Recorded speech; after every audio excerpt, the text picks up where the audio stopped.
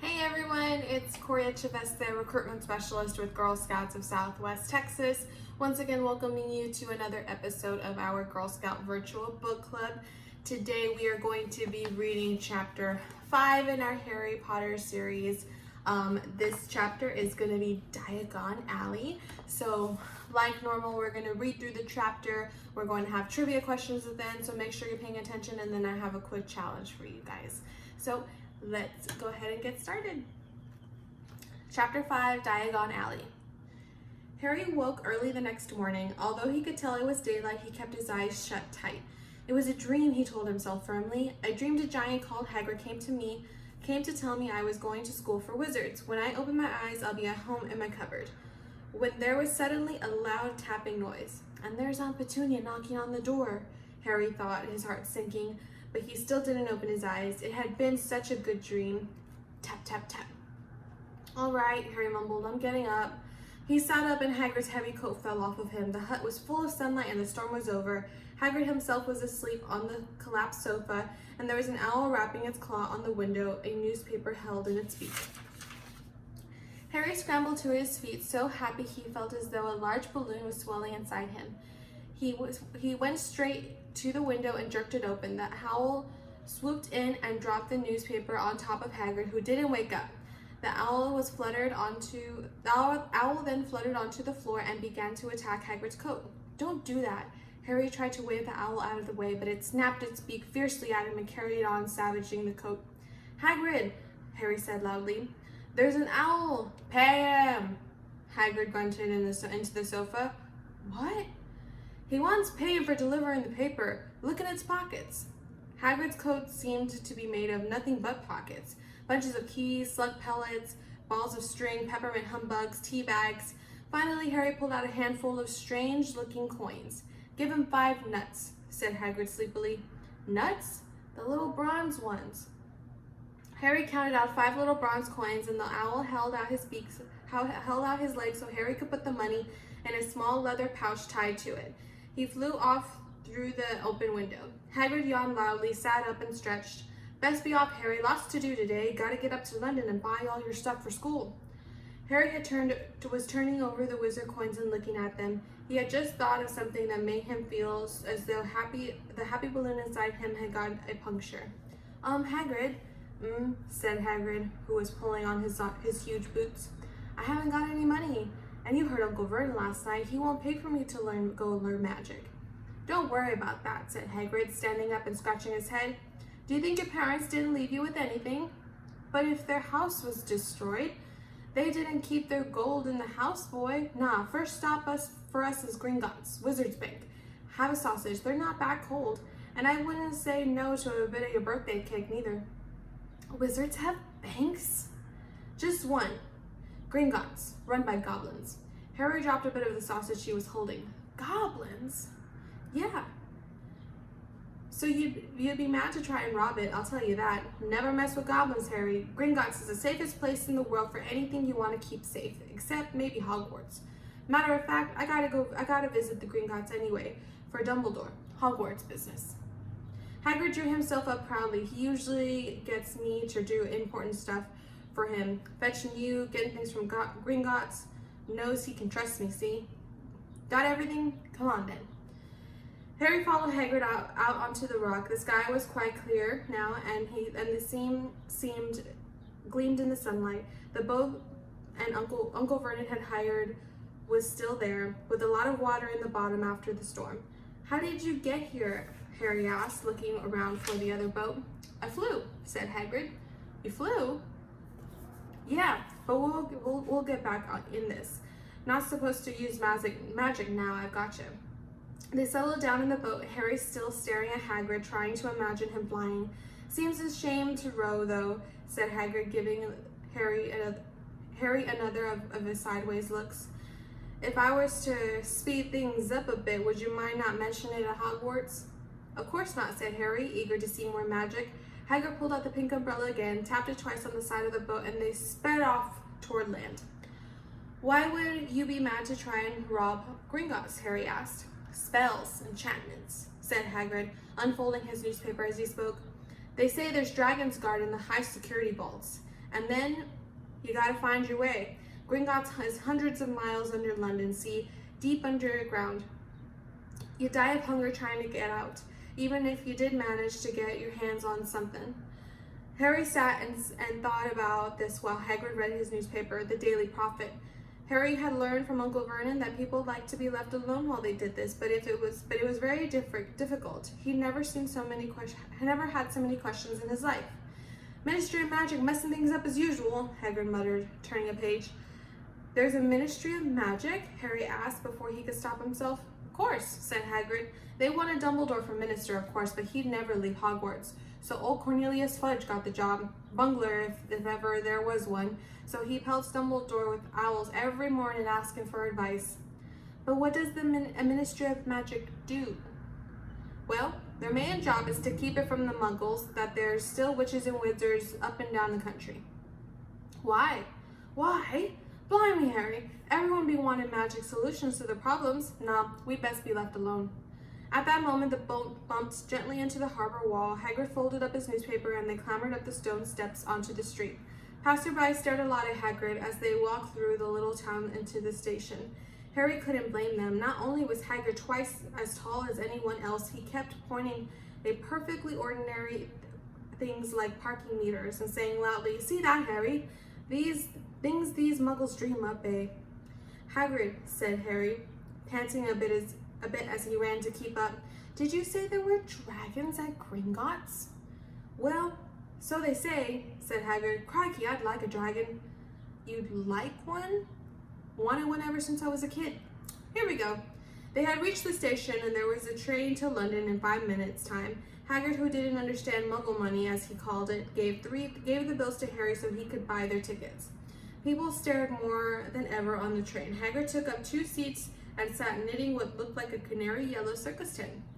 Still got your letter, Harry? He asked as he counted stitches. Harry took the parchment envelope out of his pocket.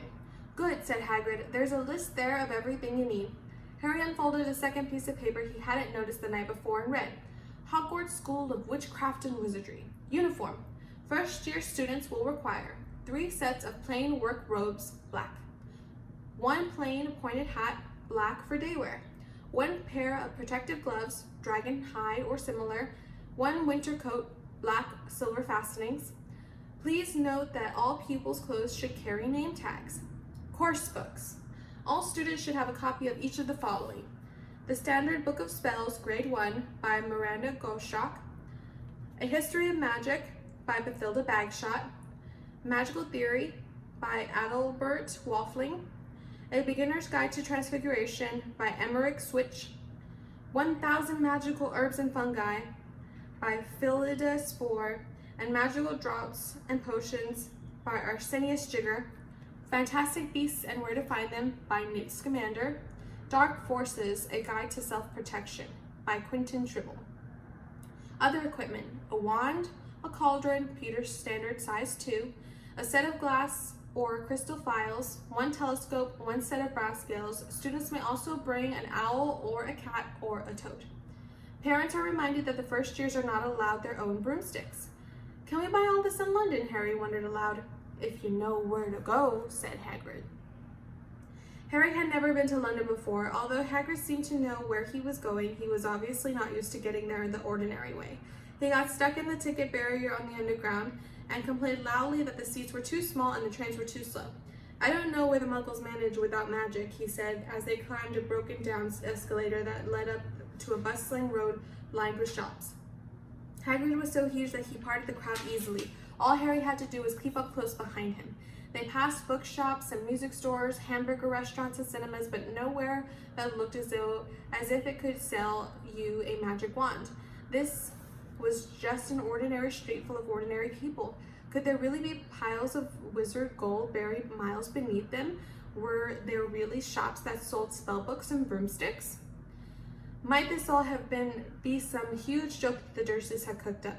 If Harry hadn't known that the Dursleys had no sense of humor, he might have thought so. Yet somehow, even though everything Hagrid had told him so far was unbelievable, Harry couldn't help trusting him. This is it, Hagrid said, coming to a halt. The Leaky Cauldron, it's a famous place. It was a tiny, grubby-looking pub. If Hagrid hadn't pointed it out, Harry wouldn't have noticed it was there. The people hurrying by didn't glance at it. Their eyes slid from the big bookshop on one side to the record shop on the other, as if they couldn't see the Leaky Cauldron at all. In fact, Harry had the most peculiar feeling that only he and Hagrid could see it. Before he could mention this, Hagrid had steered him aside. For a famous place, it was very dark and shabby. A few old women were sitting in a corner drinking tiny glasses of sherry. One of them was smoking a long pipe. A little man in a top hat was talking to an old bartender who was quite bald and looking like a toothless walnut. The low buzz of chatter stopped when they walked in. Everyone seemed to know Hagrid. They waved and smiled at him. The bartender reached for the glass, saying, "The usual, Hagrid?" "Can't, Tom. I'm on Hogwarts business," said Hagrid, clapping his great hand on Harry's shoulder and making Harry's knees buckle. "Good Lord," said the bartender, peering at Harry. Can this be?" The Leaky Cauldron had suddenly gone completely still and silent. "Bless my soul," whispered the bartender. "Harry Potter, what an honor." He hurried out from behind the bar, rushed towards Harry, and seized his hand, tears in his eyes. "Welcome back, Mr. Potter, welcome back." Harry didn't know what to say. Everyone was looking at him. The old woman with the pipe was puffing on it without realizing it had gone out. Hagrid was beaming. Then there was a great scraping of chairs. The next moment, Harry found himself shaking hands with everyone in the Leaky Cauldron. "Doris Crockford, Mr. Potter, can't believe I'm meeting you at last." "So proud, Mr. Potter, I'm just so proud." "Always wanted to shake your hand, I'm all of a flutter." "Delighted, Mr. Potter, just can't tell you Diggle's the name, Daedalus Diggle." "I've seen you before," said Harry as Daedalus Diggle's top hat fell off in his excitement. "You bowed to me once in a shop." "He remembers!" cried Daedalus Diggle, looking around at everyone. "Did you hear that? He remembers me!" Harry shook hands again and again. Doris Crockford kept coming back for more. A pale young man made his way forward very nervously, one of his eyes twitching. "Professor Quirrell," said Hagrid. "Harry, Professor Quirrell will be one of your teachers at Hogwarts." "Potter," stammered Professor Quirrell, grasping Harry's hand. "Can't tell you how pleased I am to meet you." "What sort of magic do you teach, Professor Quirrell?" "Defense against the dark arts," muttered Professor Quirrell, as though he'd rather not think about it. "No, not that you need it, eh, Potter?" He laughed nervously. "You'll be getting your equipment, I suppose? I've got to pick up a new book on vampires myself." He looked terrified at the very thought, but the others wouldn't let Professor Quirrell keep Harry to himself. It took almost 10 minutes to get away from them all. At last, Hagrid managed to make himself heard over the babble. "Must get on! Lots to buy! Come on, Harry."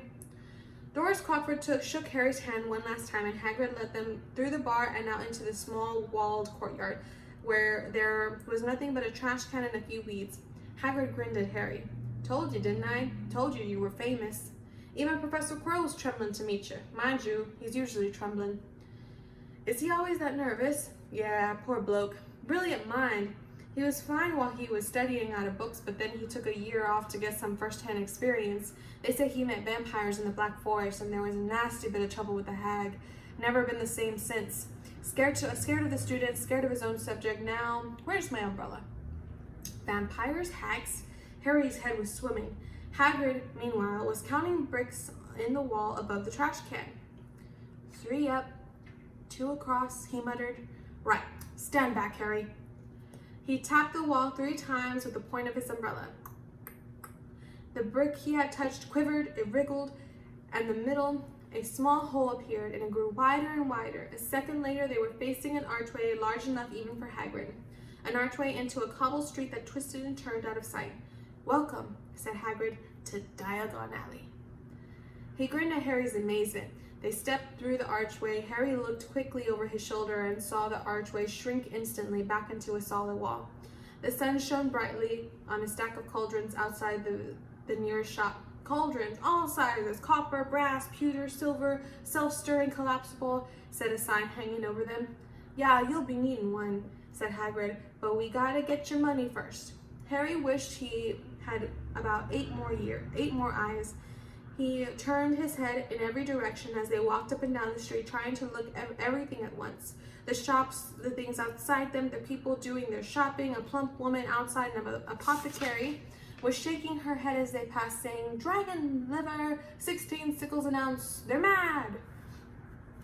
A low, soft hooting came from a dark shop with a sign saying, "Elop's Owl Emporium, Tawny, Screech, Barn, Brown, and Snowy." Several boys of about Harry's age had their noses pressed up against a window with broomsticks in it.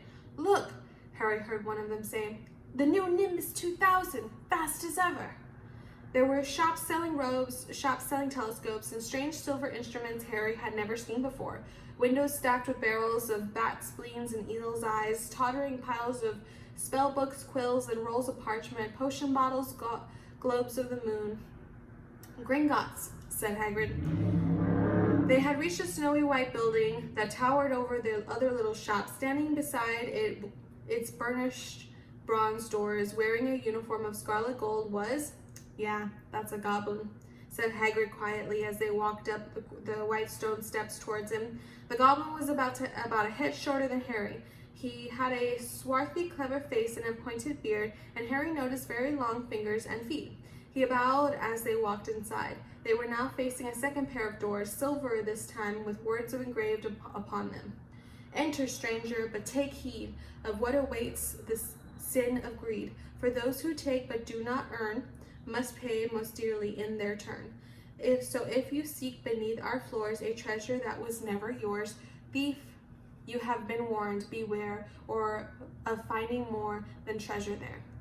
"Like I said, you'd be mad to try and rob it," said Hagrid.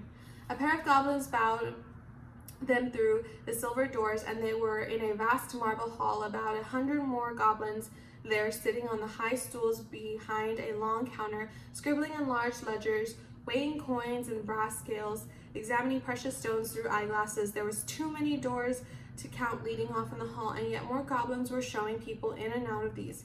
Hagrid and Harry made for the counter. "Morning," said Hagrid to a free goblin. "We've come to take some money out of Mr. Harry Potter's safe." "You have his key, sir." "Got it here somewhere," said Hagrid as he started emptying his pockets out onto the counter, scattering a handful of moldy dog biscuits over the goblin's book of numbers. The goblin wrinkled his nose. Harry watched the goblin on the right, weighing a pile of rubies as big as the glowing coals. "Got it," said Hagrid at last, holding up a tiny golden key. The goblin looked at it closely. "That seems to be in order. And I've also got a letter here from Professor Dumbledore," said Hagrid importantly, throwing out his chest. "It's about you-know-what in Vault 713. The goblin read the letter carefully. "Very well," he said, handing it back to Hagrid. "I will have someone take you down to both vaults." "Griphook!" Griphook was yet another goblin. Once Hagrid had crammed all of the dog biscuits back inside his pockets, he and Harry followed Griphook toward one of the doors leading off the hall. "What's the you-know-what in Vault 713, Harry asked. "Can't tell you that," said Hagrid mysteriously. "Very secret Hogwarts business. Dumbledore's trusted me. More my job's worth telling you that." Griphook held the door open for them. Harry, who expected more marble, was surprised that there was a narrow stone passageway lit with flaming torches.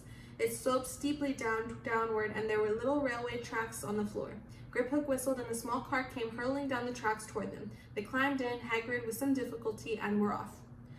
At first they were just hurtling through the maze and twisted passages. Harry tried to remember left, right, left, middle fork, right, left, but it was impossible. The rattling cart seemed to know its way because Griphook wasn't steering. Harry's eyes stung and the cold air rushed past them, but he kept them wide open. Once he thought he saw a burst of fire at the end of the passage and twisted around to see if it was a dragon, but too late. They had plunged even deeper.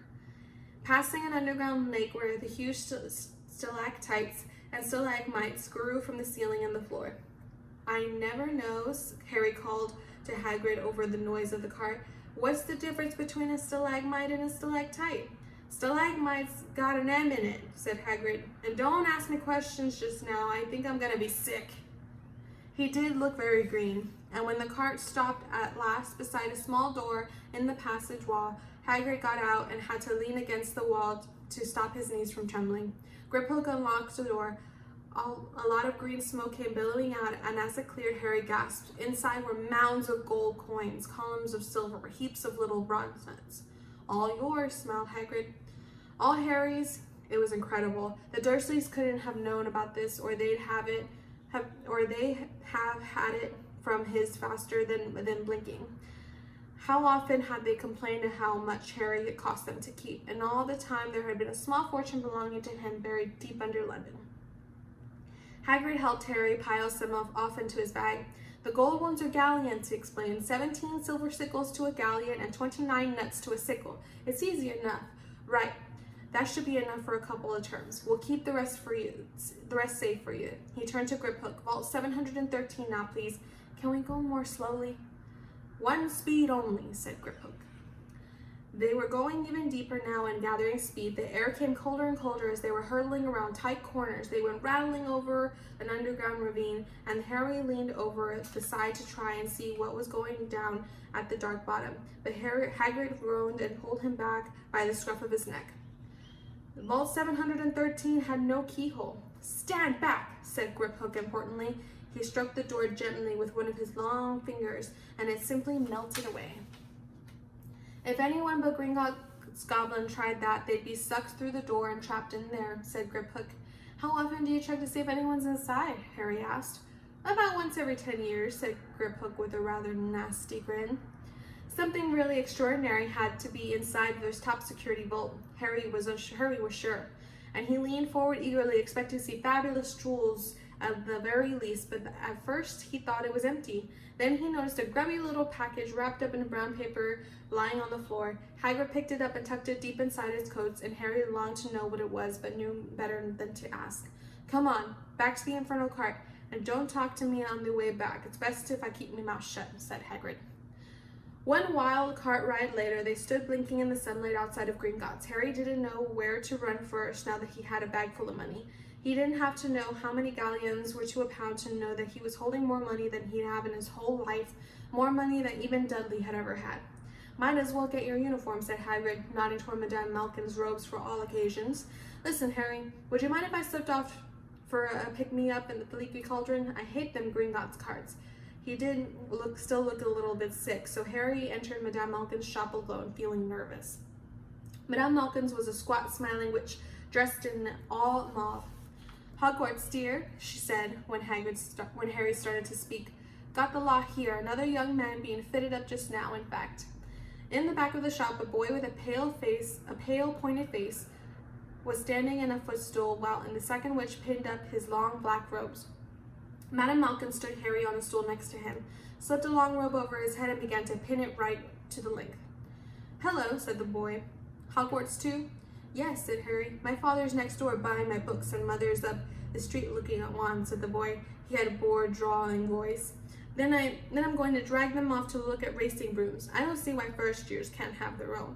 I think I'll bully father into getting me one, and I'll smuggle it in somehow. Harry was strongly reminded of Dudley. Have you got your own broom? Said the boy went on. No, said Harry. Play Quidditch at all? No, Harry said again, wondering what on earth Quidditch could be. I do. Father says it's a crime if I'm not to be picked for playing for my house, and I must say I agree. Know what house you'll be in yet? No, said Harry, feeling more stupid by the minute.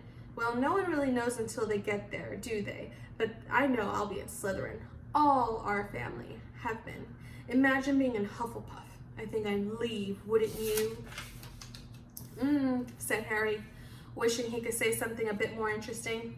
I say, look at that man, said the boy suddenly, nodding toward the front window. Hagrid was standing there, grinning at Harry and pointing at 2 large ice creams to show he couldn't come in.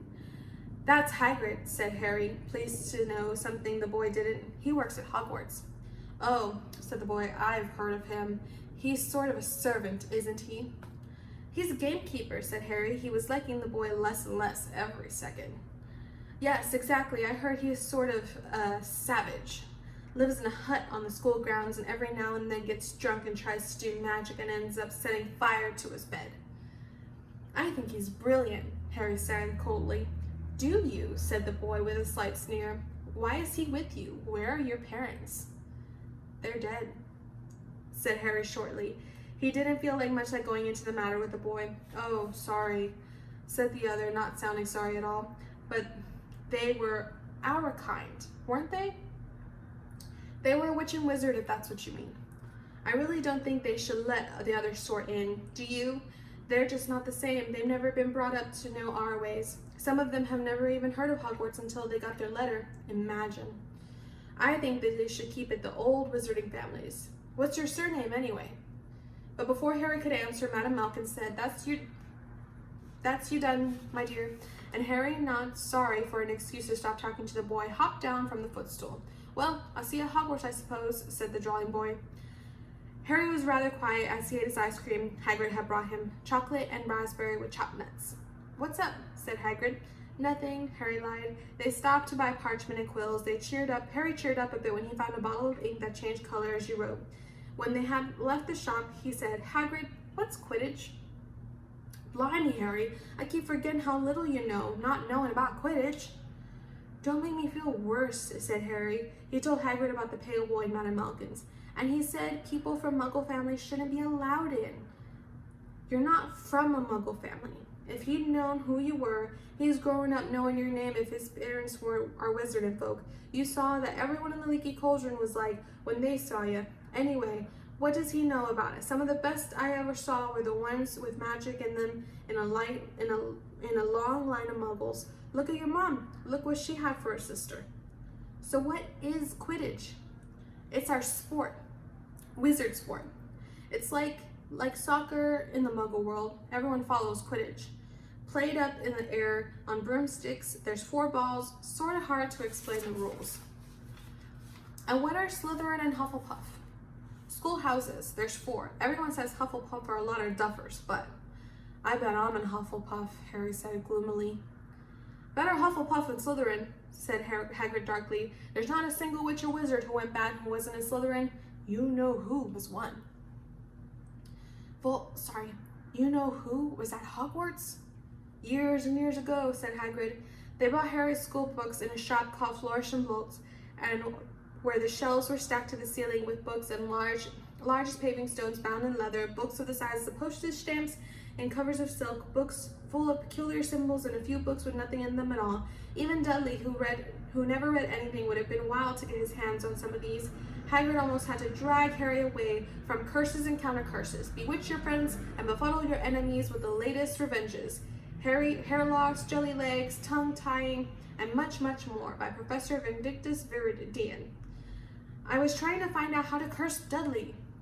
I'm not saying that's not a good idea, but you're not to use magic in the Muggle world except in very special circumstances, said Hagrid. And anyway, you couldn't work any of them curses yet. You'll need a lot more study before you get to that level. Hagrid wouldn't let Harry buy a solid gold cauldron either. It says pewter on your list. But they got a nice set of scales for weighing potion ingredients and a collapsible brass telescope. Then they visited the apothecary, which was fascinating enough to make up for its horrible smell, a mixture of bad eggs and rotted cabbages. Barrels of slimy stuff stood on the floor, jars of herbs, dried roots, and bright powders lined the walls, bundles of feathers, strings of fangs, and snarled claws hung from the ceiling. While Hagrid asked the man behind the counter for a supply of some basic potion ingredients for Harry, Harry himself examined silver unicorns at 21 galleons each and minuscule glittery black beetle eyes, 5 nuts a scoop. Outside the apothecary, Hagrid checked Harry's list again. Just your one left. Oh yeah, and I still haven't gotten your birthday present. Harry felt himself go red. You don't have to. I know I don't have to. Tell you what, I'll get your animal. Not a toad. Toads went out of fashion years ago. You'd be laughed at. Oh, and I don't like cats. They make me sneeze. I'll get you an owl. All the kids want owls. They're dead useful. Carry your mail and everything. 20 minutes later, they left Elop's Owl Emporium and had been dark and full of rustling, flickering, jewel-bright eyes. Harry now carried a large cage that held a beautiful snowy owl, fast asleep with her head under her wing. She couldn't stop stammering, his thanks sounding just like Professor Quirrell. Don't mention it, said Hagrid gruffly. Don't expect you've had a lot of presents from the Dursleys. Just Ollivanders left now. Only place for wands. Ollivanders. And you gotta have the best wand. A magical wand This is what Harry had been really looking forward to. The last shop was narrow and shabby. Peeling gold letters over the door read, Ollivanders, makers of fine wands since 382 BC. A single wand lay on a faded purple cushion in the dusty window. A tinkling bell rang somewhere in the depths of the shop. They stepped inside. It was a tiny place, empty except for a single spindly chair that Hagrid sat on to wait. Harry felt strangely as though he had entered a very strict library. He swallowed a lot of new questions that had just occurred to him and looked instead at thousands of narrow boxes piled neatly right up to the ceiling. For some reason, the back of his neck prickled. The very dust and silence in there seemed to tingle with some secret magic. Good afternoon, said a soft voice. Harry jumped. Hagrid must have jumped too, because there was a loud crunching noise and he got quickly off the spindly chair. The old man was standing before them, his wide pale eyes shining like moons through the gloom of the shop. Hello, said Harry awkwardly. Ah, yes, said the man. Yes. I thought I'd be seeing you soon, Harry Potter. It wasn't a question. You have your mother's eyes. It seems only yesterday she was in here herself buying her first wand. 10 1/4 inches long, swishy, made of willow. Nice wand for charm work. Mr. Ollivander moved closer to Harry. Harry wished he could blink. Those silvery eyes were a bit creepy. Your father, on the other hand, favored a mahogany wand, 11 inches, pliable, a little more power, excellence for transfiguration. Why I say your father favored it? It's really the one that chooses the wizard, of course. Mr. Ollivander had come so close that he and Harry were almost nose to nose. Harry could see himself reflected in those misty eyes. And that's where Ollivander touched the lightning scar on Harry's forehead with his long white finger. I'm sorry to say I sold the wand that did it, he said softly. 13 1/2 inches. You. Powerful wand, very powerful. And in the wrong hands, well, if I had known what that wand was going out to do in the world to do. He shook his head and then, to Harry's relief, spotted Hagrid. Rubeus Hagrid, how nice to see you again. Oh, 16 inches, rather bendy, wasn't it? Good wand.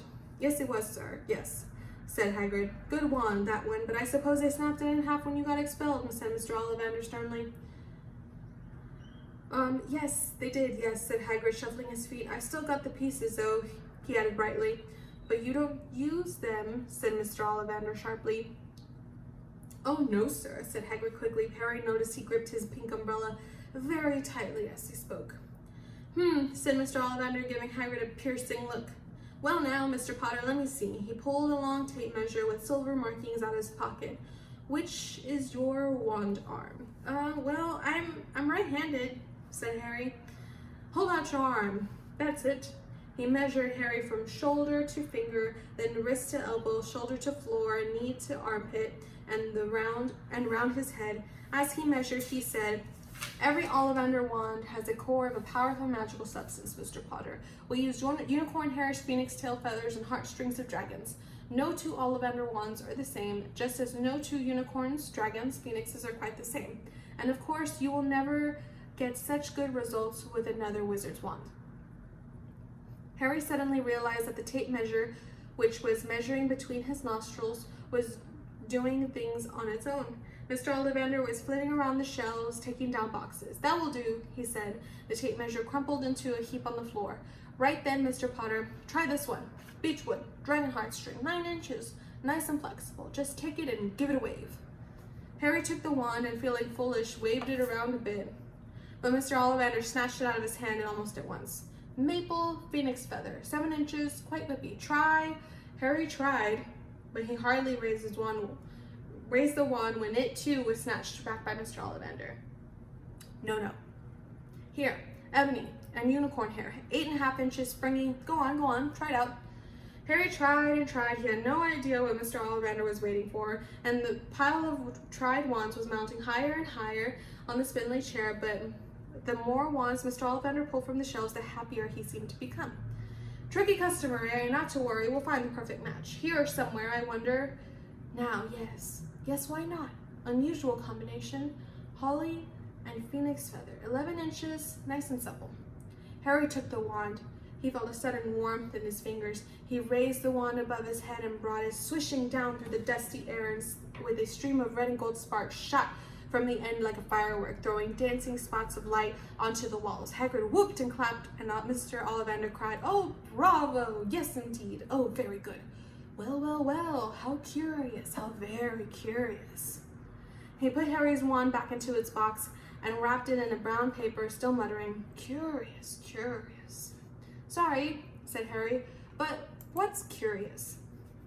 "I remember every wand I've ever sold, Mr. Potter. Every single wand. It so happens that the phoenix, whose feather tail is in your wand, gave another feather. Just one other. It is very curious indeed that you should be destined for this wand, when its brother gave you that scar." Harry swallowed. "Yes, 13.5 inches, you. Curious indeed how these things happen. The wand chooses the wizard, remember, and I think we must expect great things from you, Mr. Potter. After all, he who must not be named did great things. Terrible, yes, but great." Harry shivered. He wasn't sure he liked Mr. Ollivander too much. He paid 7 gold galleons for his wand, and Mr. Ollivander borrowed them from his shop.